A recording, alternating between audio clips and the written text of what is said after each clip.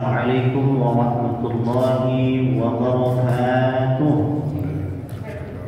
Alhamdulillahirabbil alamin. Allahumma salli ala sayyidina Muhammad wa ala ali sayyidina Muhammad. Amma ba'd.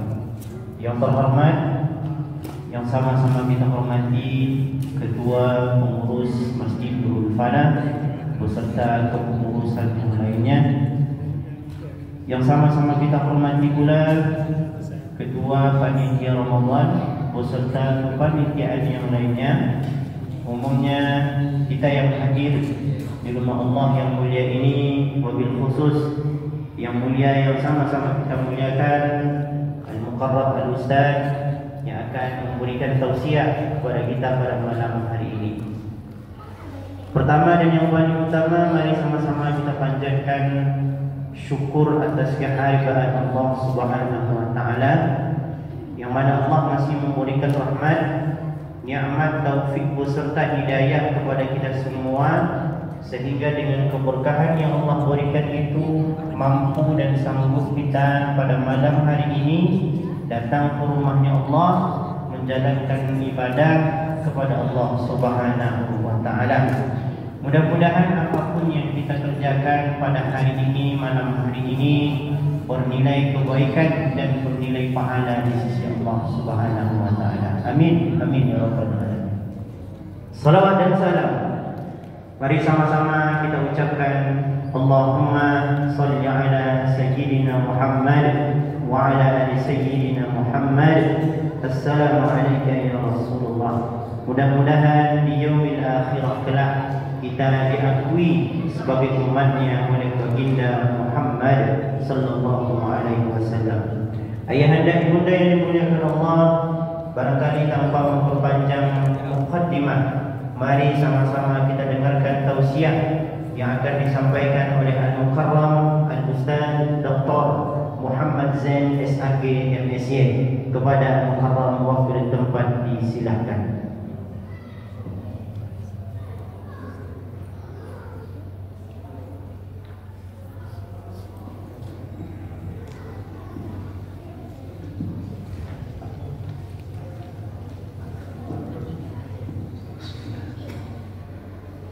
Assalamualaikum warahmatullahi wabarakatuh. Waalaikumsalam warahmatullahi wabarakatuh. Alhamdulillahillazi anzala as-sakinata fi qulubil mu'minin liyazdadu imanan ma'a imanihim. Asyhadu an la ilaha illallah wahdahu la syarika lah wa asyhadu anna Muhammadan abduhu wa rasuluhu la nabiyya ba'dah. Raditu billahi rabba wa bil islami dina wa bi Muhammadin nabiyyan wa rasulah. Rabbi shrah li sadri wa yassir li amri wahlul 'uqdatam min lisani yafqahu qawli. Yang kami hormati Bapak Ketua Masjid Nurul Falah beserta jajarannya. Kemudian yang kami hormati Bapak Imam Masjid Nurul Falah. Kemudian yang kami hormati tokoh masyarakat, alim ulama, cerdik pandai, yang besar tak bisa saya sebutkan gelarnya, yang kecil tak bisa saya sebutkan namanya. Izinkan saya pada malam hari ini untuk menyampaikan tausiah, yaitu yang telah ditetapkan oleh IMI Kota Pekanbaru, adab berlalu lintas. Sedikit puji dalam syukur marilah sama-sama kita ucapkan kepada Allah Subhanahu wa taala, yang mana pada malam hari ini kita diberi kesempatan pada malam yang ke-24, insyaallah.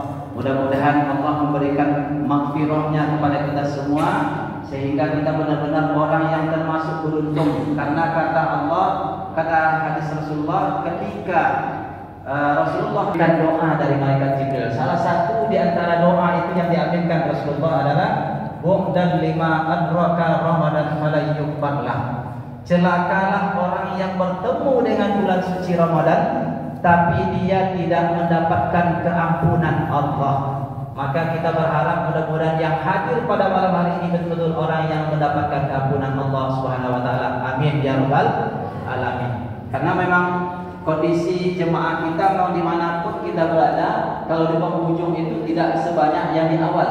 Tapi ini sudah biasa itu.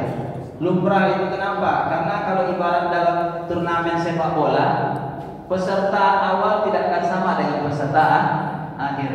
Yang masuk di babak penyisian tidak akan sama masuk ke babak semifinal, apalagi masuk ke babak final. Itu biasa. Mudah-mudahan yang hadir pada hari ini orang-orang yang mendapatkan keampunan Allah Subhanahu wa taala. Amin ya rabbal alamin. Salawat beriring salam semoga hanya tercurah buat junjungan alam Nabi besar Muhammad sallallahu alaihi wasallam dengan ucapan Allahumma shalli ala Muhammad wa ala ali Muhammad. Assalamu alayka ya Rasulullah, assalamu alayka ya Habiballah. Bapak Ibu yang dirahmati Allah Subhanahu wa taala, tadi sudah sampaikan judul kita yang ditetapkan oleh IKMI Kota Pekanbaru, adab berlalu lintas. Kenapa IKMI memberi judul adab berlalu lintas? Intinya apa? Masih ada kita dalam berlalu lintas masih kurang adabnya. Maka perlu diulang-ulang disampaikan lewat mubalik bagaimana adab berlalu lintas. Memang adab berlalu lintas ini dalam Islam menekankan pentingnya keselamatan, kemudian ketertiban dan tanggung jawab sosial kita sesama antara kita sesama manusia. Kadang-kadang banyak orang yang tak peduli adab berlalu lintas seenaknya saja, sehingga tanpa memikirkan keselamatan, tanpa memikirkan ketertiban, tanpa memikirkan efek sosial yang muncul setelah terjadi satu pelanggaran. Memang dalam agama ini ad-dinu syariah. Agama itu adalah syariat, hukum yang mengikat kita semuanya. Oleh karena itu, apapun yang kita lakukan dalam kehidupan sehari-hari pada dasarnya kita diikat oleh hukum. Makanya kalau kita cari dari Al-Quran tentang tertib lalu lintas memang tidak ada, secara spesifik tidak ada. Cuma yang mengarah kepada sana ada dalam surah An-Naml ayat 17 sampai 18. Allah berfirman, A'udzubillahi minasyaitonirrajim. Bismillahirrahmanirrahim.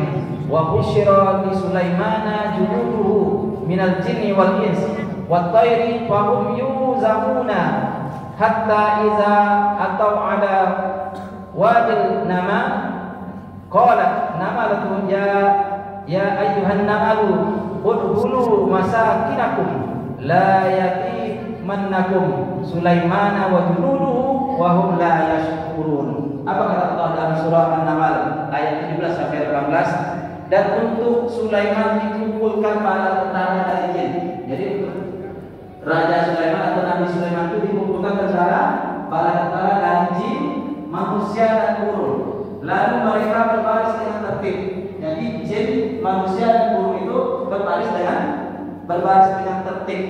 Hingga apabila mereka sampai di lembah semut, berkatalah seekor semut kepada kawan-kawannya, wahai kawan-kawan semua, katanya, masuklah kalian ke dalam sarang kalian masing-masing atau dalam sarang masing-masing. Kenapa? Agar tidak diinjak oleh Sulaiman bersama bala tentaranya. Ini peringatan seorang semut atau seekor semut kepada kawan-kawannya yang berada di lembah semut ini. Sedangkan mereka itu tidak menyadari. Jadi Sulaiman lewat bersama jin, bersama manusia, bersama burung, tidak mengetahui bahwasanya di bawah itu ada semut atau ada lembah semut. Sehingga satu ekor semut mengingatkan pada kawannya untuk bersembunyi, masuk ke dalam lubang supaya jangan terinjak. Intinya apa?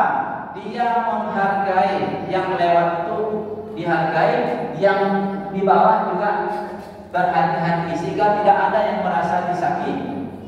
Berapa banyak kita kadang-kadang kalau berada di jalan raya, Bapak Ibu sekalian yang kita hormati, banyak orang kadang-kadang di jalan raya tanpa memikirkan orang lain, tanpa memikirkan keselamatan orang lain, apalagi keselamatan dirinya sendiri. Kadang-kadang kita egonya luar biasa di jalan raya, seolah-olah jalan itulah milik kita.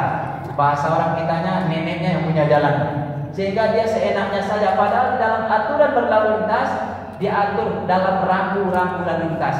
Kalau kita berada di persimpangan jalan, ada rambu-rambu lalu lintas, lampu merah, lampu hijau, lampu kuning. Lampu merah mengingatkan kepada kita untuk berhenti.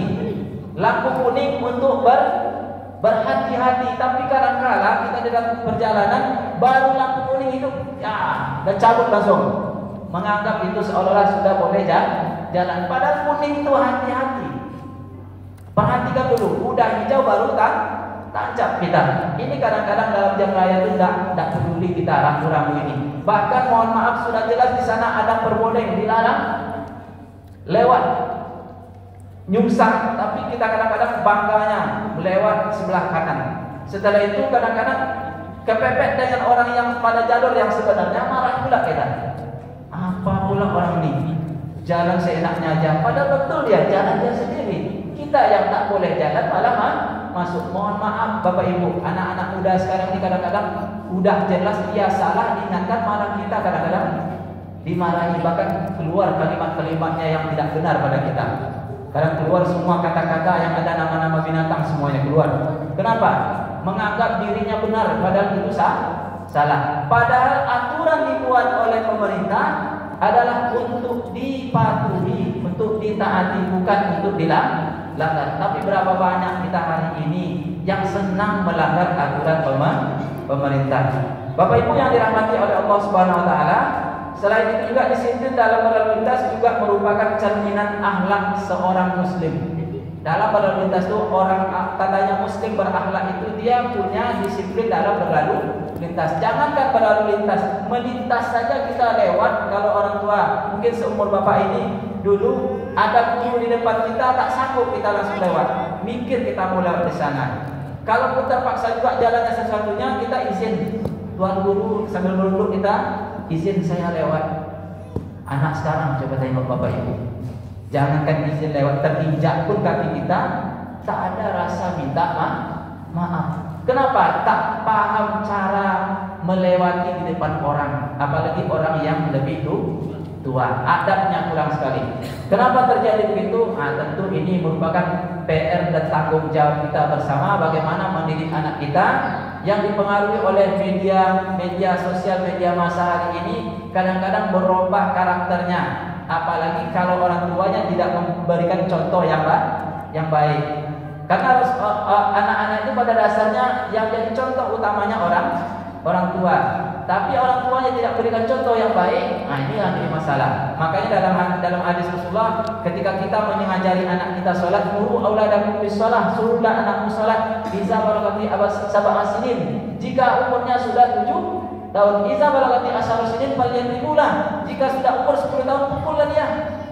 Tapi bagaimana kita kadang-kadang memukulnya kalau ayah dan ibunya yang ada sampai umur 50, 60, 70 tahun tak sholat? Ini jadi tanda tanya kita. Tapi alhamdulillah Bapak Ibu yang hadir pada malam ini, saya yakin semua tak ada yang meninggalkan sholat, karena ini orang-orang pilihan yang masuk dalam masjid ini. Tapi berapa banyak orang kadang-kadang hanya membilang saja pada orang, aturan berlaku buat anak tapi tak berlaku buat sendiri. Kadang-kadang kita menegur anak kita, jangan kau merokok, tempelin kau nanti, tapi dia sedang pegang rokok. Kalau ngajari anak kita dilarang merokok, matikan rokok kita walaupun kita seorang merokok. Kalau bisa jangan kita merokok. Kalau kita mengajari juga kita sedang merokok, paling tidak kita sampaikan, nah, ayah tak mau kamu merokok. Kalau kamu merokok silakan, tapi jangan pakai uang ayah. Kau bekerja dulu, berusaha dulu baru boleh merokok. Paling tidak ada peringatan begitu. Dan kalau bisa rokok kita jangan sedang dihisap. Nanti kadang-kadang sambil merokok, kita pengen kau nanti merokok pada depan ayah kau. Tapi dia sedang merokok, itu tandanya kita tak memberikan suri teladan. Bapak Ibu yang dirahmati oleh Allah Subhanahu wa taala, dalam menertibkan aturan lalu lintas ini memang perlu kita mulai dari sendiri. Apalagi dari tim penegak hukum, tentu dia yang lebih awal menegakkan hukum. Jangan hukum tajam ke bawah, tumpul ke atas. Kalau bisa sama-sama tajam, ke atas tajam, ke bawah tajam. Intinya apa? Aturan dibuat bersama adalah untuk ditaati, bukan untuk dilanggar. Bapak Ibu yang dirahmati oleh Allah Subhanahu wa taala, kalau kita lihat Ramadan hari ini pun juga mengajari kita disiplin. Apa tanda disiplin Ramadan yang mengajarkan kepada kita? Ketika kita waktu azan subuh berkumandang, walaupun makanan masih banyak terhidang di depan kita, minuman masih banyak, ada tak kita Bapak Ibu meminum sendiri? Allahu Akbar, waktu subuh, ada tak kita minum lagi? Tak ada satupun yang berani meminum, padahal tak ada yang melarang dia minum. Tapi dia mengatakan saya sedang berpuasa. Dia tak mau minum. Kenapa? Walaupun makanan masih terhidang, minuman masih banyak tersedia. Begitu juga ketika mau saat-saat berbuka puasa, kita duduk di depan perbukaan kita, semuanya sudah terhidang, minuman ada, makanan ada. Waktu hanya tinggal 2 menit lagi. Ada tak kira-kira kita yang duluan? 8 kali orang azan di masjid, minum aja lah kita duluan. Ada tak Pak? Tidak ada. Tahu kita tandanya kita boleh berbuka di saat waktu azan. Itu tandanya apa? Kita disiplin dalam berpuasa. Jadi kalau puasa sudah mendidik kita disiplin, apalagi dalam berlalu lintas. Oleh karena itu, maka Bapak Ibu yang dirahmati oleh Allah Subhanahu wa taala, dalam surah An-Nisa ayat 59, Allah juga mengingatkan kepada kita, hai orang yang beriman, taatilah Allah dan taatilah Rasul dan ulil amri di antara kamu. Intinya dalam ayat ini menjelaskan bagaimana kita taat pada Allah, taat pada Rasul, taat pada pemimpin yang membuat aturan kita. Jadi kita apapun aturan dibuat pada dasarnya untuk dipatuhi, bukan untuk dilanggar. Kemudian juga di dalam hadis Rasulullah juga dijelaskan tidak boleh membahayakan diri sendiri, apalagi membahayakan orang lain. Nah, ini dalam hadis Rasulullah dijelaskan. Jadi dalam menetap aturan itu jangan sampai membahayakan diri sendiri, apalagi membahayakan orang lain. Kita kadang-kadang ketika berjalan sudah jelas itu daerahnya tidak boleh kita lewati. Dengan kita melanggar aturan, bukan hanya kita membahayakan diri sendiri, tapi juga membahayakan orang lain. Berapa banyak orang kadang-kadang sudah jelas itu lampu merah, sudah merah tancap juga terus. Apa terjadi? Ternyata yang di depan sana egonya juga tinggi. Ini jalan saya loh, lampunya hijau. Akhirnya apa? Ditabrak aja langsung. Tanpa memikirkan kenapa? Tidak taat terhadap aturan. Apa yang terjadi setelah tabrakan tadi?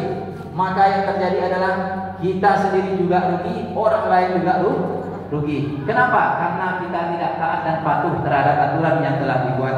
Bapak Ibu yang dirahmati oleh Allah Subhanahu wa taala, oleh karena itu ada beberapa adab dalam berlalu lintas dalam kehidupan kita sehari-hari. Pertama, menaati peraturan lalu lintas.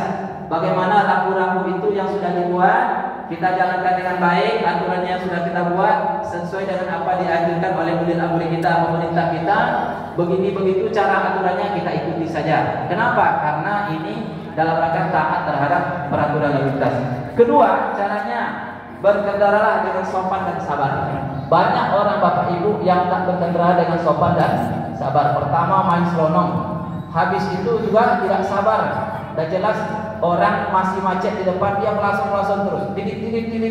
Akhirnya risik orang semuanya. Seolah-olah dia aja yang mau cepat. Semua orang pada mau cepat. Tak ada orang di jalan itu masih santai. Apalagi jam-jam kerja itu, orang pasti ngejar target semuanya. Tapi berkendaralah dengan sopan dan sabar. Jangan main selonong saja sehingga kadang-kadang membahayakan nyawa orang lain.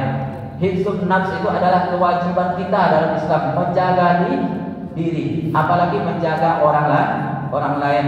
Jangan sampai kita gara-gara tidak memiliki akhlak, tidak sopan dalam perjalanan, tidak sabar, akhirnya menimbulkan kerugian baik pada diri sendiri maupun pada orang lain. Kemudian apalagi adab dalam berlalu lintas, memastikan kondisi kendaraan kita layak jalan atau tidak. Kadang-kadang kita ada jelas motornya atau mobilnya tidak layak jalan, tapi jangan juga jalan raya. Terganggu orangnya, baru jalan mobilnya, pas di tengah-tengah lampu merah berhenti dia langsung. Terganggu orang semuanya. Itu bukan hanya insiden, tapi itu murni kesalahan diri kita sendiri.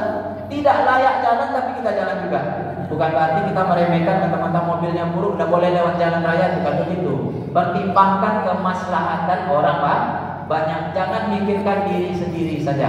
Maka ini perlu kita lakukan, memastikan kondisi kendaraan layak jalan atau tidak. Kalau tidak, rasanya lebih baik cari jalan yang terbaik supaya jangan mengganggu orang lain. Kemudian yang keempat, adab dalam berlalu lintas itu adalah mengutamakan keselamatan pejalan kaki.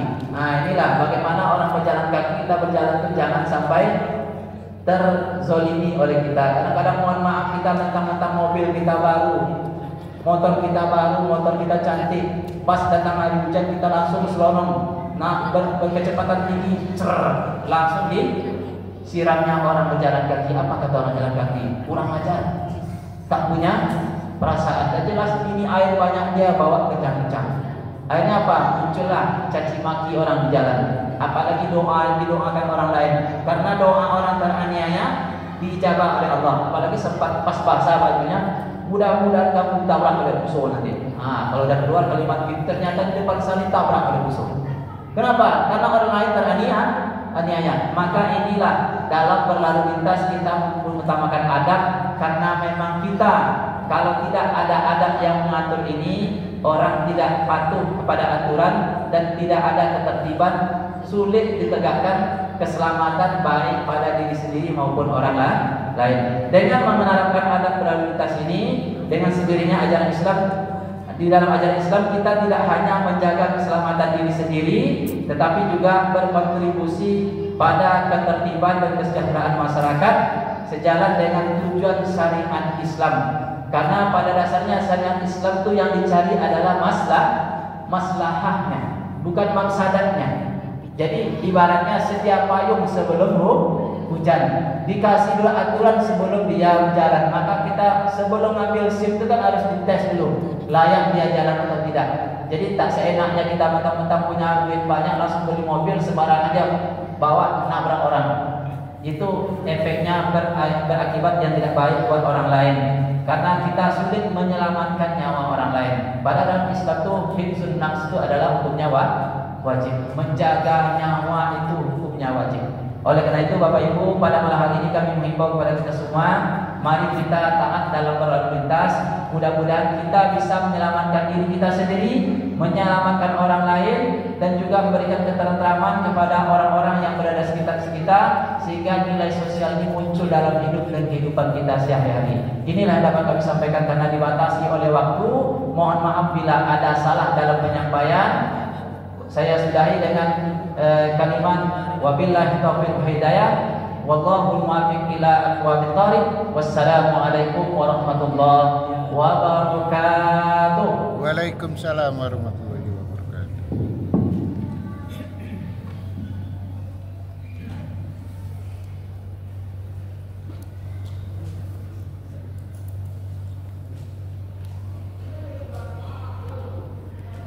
Syukur jazilan kita ucapkan kepada Al-Mukarram Ustaz. Mudah-mudahan apa yang disampaikannya dapat kita terapkan di dalam kehidupan kita sehari-hari. Bapak Ibu yang dimuliakan Allah, ada informasi yang dapat kami sampaikan. Untuk infak pada malam yang lalu itu berjumlah Rp445.000. Berjumlah Rp445.000. Alhamdulillah, terima kasih banyak kepada Bapak Ibu yang sudah berinfak. Mudah-mudahan harta yang dikeluarkan Allah balas dengan yang berlipat ganda dan pahala yang berlipat ganda. Amin ya rabbal alamin. Kemudian informasi selanjutnya untuk jadwal sedekah, tadarus, sahur dan berbuka pada tanggal 23 Maret untuk pengantaran tadarus, yaitu yang pertama oleh Bapak Abdul Muiz dari Mutmainnah B9. Yang kedua dari Ibu Wismar dari RT 03. Kemudian untuk pengantaran sahur tanggal 24 Maret 2025 itu dari Ibu Yeyen Fatriana dari RW 3. Kemudian untuk pengantaran berbuka pada tanggal 24 Maret 2025 oleh yang pertama Bapak Harisanto dari G6 Diamond. Kemudian yang kedua dari Bapak Yefrizal dari RT 03. Itu saja informasi yang dapat kami sampaikan. Kami dari pembawa acara mohon maaf bila ada terdapat kesalahan di dalam penyampaian. Kita tutup majelis kita ini dengan mengucapkan alhamdulillahirabbil alamin. Assalamualaikum warahmatullahi wabarakatuh.